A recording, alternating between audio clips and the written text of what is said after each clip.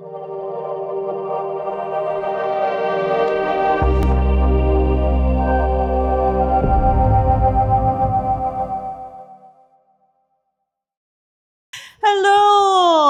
Thank you so much for being here.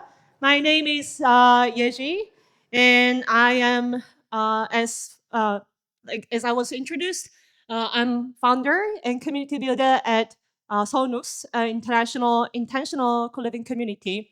Fun fact is that I'm also living there, and in September we are approaching 50-year anniversary. So meaning that I've lived almost like 5 years in the community. When I say it, my friends like, how do you do it? Yeah, I'm telling you, it was not a smooth sail at all. We've gone through conflicts for sure, and that's what I'm going to talk about today. Conflicts that transformed me and helped me to become better version of myself. And I'm gonna also introduce a little bit about cultural difference between East and West. So hopefully it's going to be helpful for you if you choose to travel to Asia. So before we really start, I'm gonna teach you one Korean word. 안녕. 안녕. Yeah, this is hello and goodbye at the same time. And you can use it morning, afternoon, evening, at any time. Very simple, practical, isn't it? So you can survive in Korea with this word. Yeah. So it means peace, tranquility, safety. And we're gonna use it through my talk. So you better remember this, okay? You can do it, right? So who's been to Northeast Asia, like China, Korea, Japan? Say 안녕, please. Oh yeah. Okay. Who stayed for more than 2 months? Say 안녕, please. Oh, nice, great. Who's been there like for more than 6 months? Say 안녕. Amazing. Any culture shocks? Yeah, I see the nod. Yes, it's very different from Bulgaria and from Europe. To be honest, I even experienced cultural shock, um, although I'm coming from Korea because I'm living in a oh, sorry because I'm living in an international co-living community, and many of my friends are from Europe. So I experienced cultural shock reverse way.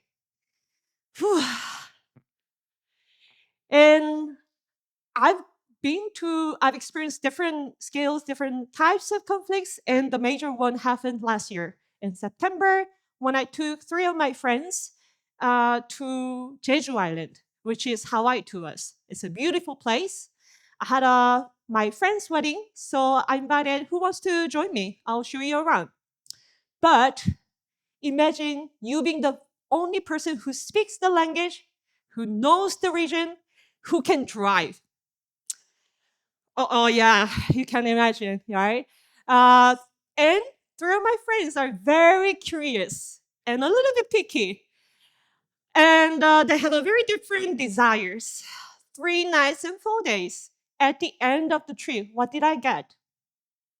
Burnout. Not only that I was physically burnt out, but also mentally burnt out.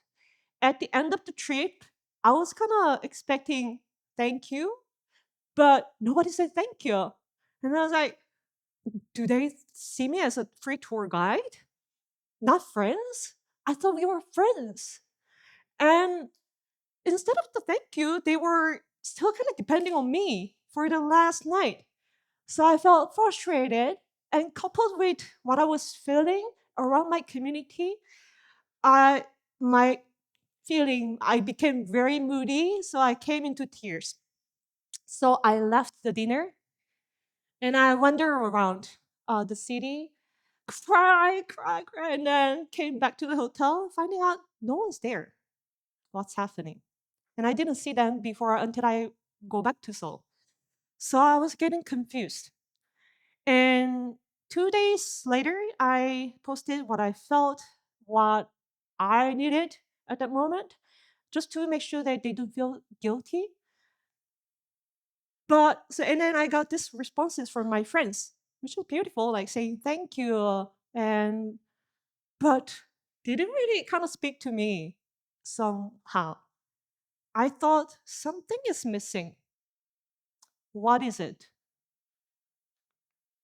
I didn't want them to feel guilty, but I was actually still expecting sorry. Why no one says sorry? I thought it was mysterious. And also other points that I didn't get. If you want to talk, I want to give you space. Why do I need space? And, well, we were happy. Remember that. What are you talking about? I was so confused. And I was like, am I crazy? And I talked around my Korean friends, and my Korean friends were also confused. So I started getting intrigued. Hmm, this this has got to do with cultural difference between the West and the East. So it's not about one country because three of my friends were from different countries. So it's interesting. I started digging into cross-cultural social psychology, especially the reference. I My main reference of the talk is Geography of Thought, which highly recommend. And these studies really enlightened me. And after digging, I got liberated. I felt no longer lonely. I didn't. I wasn't angry anymore. I wasn't frustrated anymore. And I got to understand my friends better and me as well. And we had a really great conversation after this. And also, this shifted my attitude towards conflict as well. I was huge conflict avoidant people pleaser. And now I could embrace conflict as a gift. So I'm gonna share what I found, the findings, some of the findings. But before we start, I'm gonna tell you there is going to be a lot of generalization which you wouldn't like. I know. I can imagine when I say I'm gonna say a lot of West versus East, and I can imagine some European friends will be like, "Don't put us into the same category with Americans," and like French, like, "No, we're different from Britain. We're different from Germany." I get it. This is we're same also in East Asia, like China, Korea, Japan. We disapprove each other. Okay, Chinese will be like to Korean like, "Hey, yeah," and Koreans being like to Japanese like, "Her," and Japanese will be like to Chinese like, "Hey," you know. So we're no different. So this is not to ignore the differences between us. But but if you see me and my lovely Japanese friends here, you also find some similar behavioral patterns, the way of thinking, right? So there's some generalization is useful in understanding that we're going to dig together. Now, so let's start with the little survey. And remember how to say hi in Korean? Great. You are the best. Okay. Who thinks the person in the center is happy? Say 안녕. Yeah, like most of you, right? And what about him at the center? Say 안녕 if you think he's happy. Great. I think more or less about the same people thought he was happy. Interesting thing is that a lot of East Asian people thought answered more East Asian people answered that actually the person in the second picture doesn't seem happy. How can he be happy when other people around him is not happy? Right. Interesting. Yeah. So there's another other interesting surveys. Which two goes together? If you think A and B, say 안녕. Okay. If you think A and C, 안녕. Okay. Well, maybe you're Asian. No, no. It is totally great because it is true that more continental Europeans share a bit more in the middle in the worldview. So more East Asian people will answer that A and C goes together because cows eat grass, while more Westerners responded that A and B, like cow and cats, go together because they are animals. So how and the next, let's call this object as ducks. And the researchers, not we, researcher asked people, which is also ducks. And more Westerners people thought the another object which has having same shape as dogs. More as Easterners will answer that the another object totally different shape but has the same material as dogs. So in the West, people see more object, and in the East, we see more of the substance. So the in the West, when you see the collection of the objects, in the East, we see oneness. When I was learning English, the most difficult thing to learn was articles. The you are resonating with me, right? Yeah. The like plural s. I still don't get it actually. And ChatGPT helps me. Otherwise, I'm still fucked. And so, like, when we are offering oranges, you were gonna say like, do you want some oranges? Like, want some oranges or a orange, right? A slice of orange. But us will be like orange, and even we don't say orange. Eat. A lot of our communication really depends on the context and the environment. What do we see? So it shows totally different worldviews. So when you see individuals, each individual is separated from one another. There's a space. And when you see object orange, one object is totally separate from other oranges. But in East Asian unconscious way of thinking is that there's no separation. It's all connected. There's a more deeper um, orientation towards the field of force that is between us. Because of that, ancient Chinese understood about magnetism and tides 2,500 years before the when it was proved by in the West in 18th century. So in the West, you value independence, and the interdependence was what was being valued in the East. How does this affect the sense of self? Well, I'm not separate from you guys. Like, I'm not separate from my friends. We are interconnected. My wellness is matters to other friends. My friends' wellness, I am responsible to some degree. So that's why it is more natural for us to say sorry if some of the other friends in the group were feeling not okay. Like, oh, like what did I miss? What did I do? Oh, I should have taken care more of the person or something like that. So that's why I was expecting sorry uh, from my friends, and then thank you from my friends, and that's why I didn't see it from my friends. Where does it come from? So upbringing, we have very different upbringing. Researchers brought the invited mothers and child from different region, like from America or and also like Japanese mother and very early child, and put together and give same toys, and then please play with this toy. And they observed very different way of teaching and usage of language. So American mom will be like, "What is this? What color is this? This is will." Do you like it?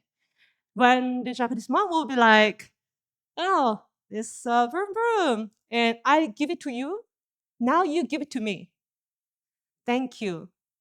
There's like a lot of relationship and verb, and compared to the nonce that is much used in the Western families. So in fact, actually, Asian kids were learning about the nonce later than the kids, Western kids. Where is it actually coming from? So trace back even further. In the West, Greek philosophy had a huge impact, and in the East, the Chinese ancient philosophy had a huge impact, consisting of Taoism, Confucianism, and Buddhism as well. And they had a totally different worldview. In the West, the Plato and Aristotle believed and had a focus on the fixed, inherent natural essence of beings, and which allowed more analysis and categorization. But in the East, everything was kind of happening in the event of the interdependent, complex interplay, and so very this led to the difference. But why we had such a different philosophy is that we can look at the ecology as well. Greece, if you've been to Greece, there's a lot of mountains and sea, and so they had a more of hunting and collecting stuff, and also fishing and trade. Settled farming came like much later, 2000 later, after China to this land. And whereas in China, they had a vast fertile land which was suitable for rice farming, and rice farming needs a lot of cooperation. And with the irrigation, it needs even like a lot of control. So people had to look at the people around them and also upward as well. So this kind of attention kind of led to this orientation to relationship between all things. So people think about, even see the world differently, totally differently. So given the same picture, Asians will see from the like background first and then see the center figure. When Western people will see the center figure first and then the rest. And then also like the percentage of the focus was also different. How eye movements was working was very different. And even the part of the brain that was activated when they were appreciating the painting was also observed differently. So this came to give me a realization that actually my friends care for me the best way they could think and see and imagine.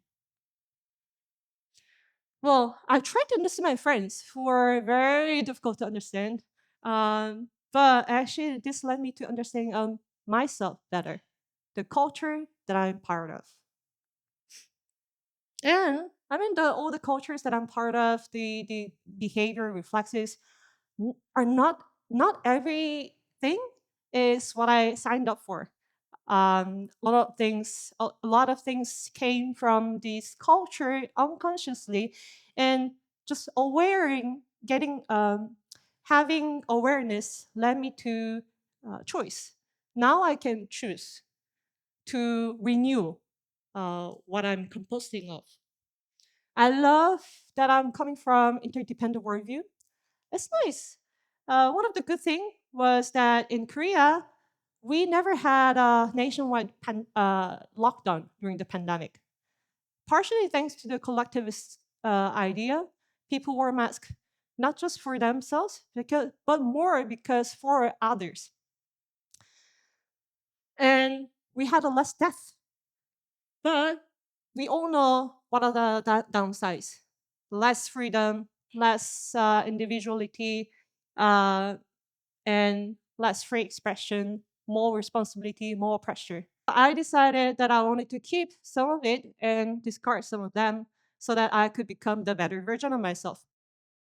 It's all possible thanks to the conflict. If I was in conflict with friends from the same country, maybe I would have blamed the person individually. Oh, they're just like selfish. We're not good friends. We don't fit each other. But because the difference was so huge, and to the extent that I couldn't really understand, I couldn't imagine. So I got to this transformation, all thanks to the conflict. So conflict's not bad. It could be a gift. And yes, I know some of you will feel still like uncomfortable, like, oh, don't put me in the West categorization. I get it. Yeah, actually, forget all about the difference between the West and the East. Yeah, we're all different. Every one of us is a different culture. Every one of you is different universe, I believe. So this thing can be applied to us, between us. So how can we all together embrace conflict as a gift? First, stop, pause, and remember that we are all seeing things differently, that we all have different lenses. And maybe saying this out loud could help, that thinking my feeling is not me, and also my thinking and the lens that I'm wearing is also not me. And then have a little interview with yourself. Brew some tea, have a sit in a cozy spot, and ask yourself, how am I feeling? Do I want to feel this way? Does this lens and perspective actually serve me to become the version that I want to be? And that's it. I'm not saying that you have to change. You don't have to change. Just having awareness, I believe, is going to lead to the change that is needed to you at the pace that works for you. Einstein once said that we cannot solve our problems with the same thinking that we had when we created them.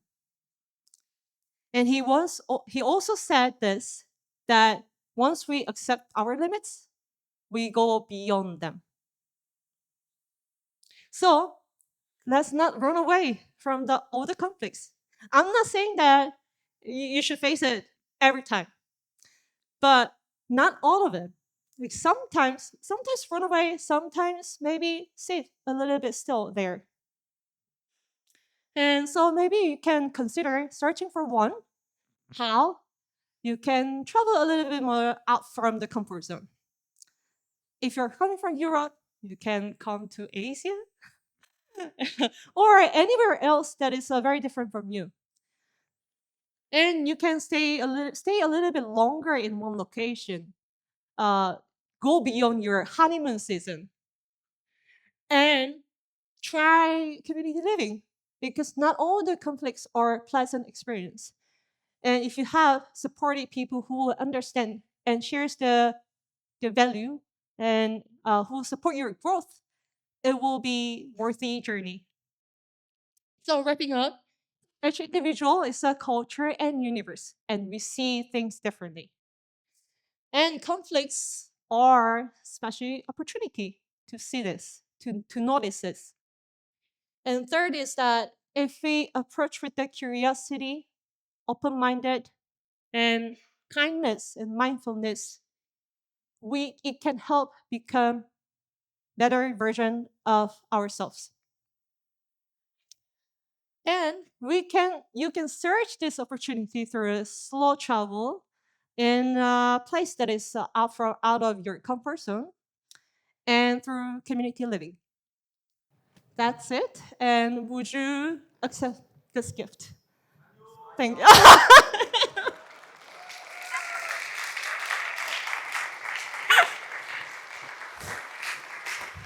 Thank you.